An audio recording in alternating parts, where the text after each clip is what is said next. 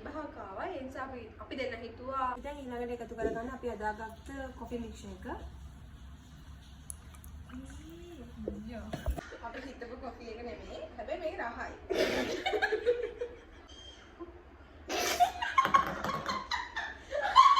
අද අපිට පොඩි තිබහක් ආවා. ඒ නිසා අපි දෙන්න හිතුවා අයිස් කොෆි එකක් අදා බොන්න. බලමු කොහොමද අදන්නේ කියලා. හැබැයි හරිම ලේසි. මුලින්ම මේ අපි Nescafe දාගන්නවා. අපි දෙන්නට නිසා අපි පැකට් දෙකක් අරන් තියෙනවා. Nescafe coffee ඔක්කොම එකක් දාන්න පුළුවන් පාවිච්චි කරන්න. ඊට පස්සේ අපි මේකට සීනි දානවා. සීනි හොඳ ප්‍රමාණය අනුව කැමති ප්‍රමාණයට සීනි දාගන්න.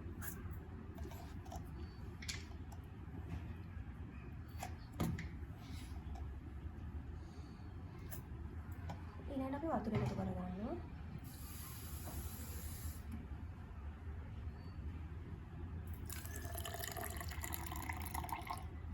දැන් අපිට තියෙන්නේ මේක හොඳට ෂේක් කරගන්න. අපි දැන් මේකට අයිස් කැඩ එකතු කරගන්න යන්නේ.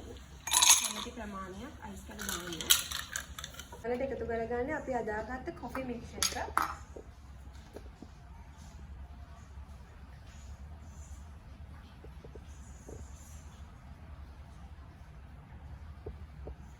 ඊළඟට අපි එකතු කරගන්නවා කිරි.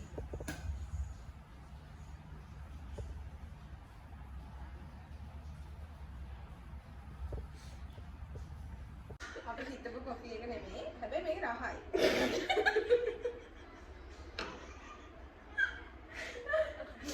වැරදි ළමයි ඉගෙන ගන්න. රහයිද කියලා බලමු දැන්.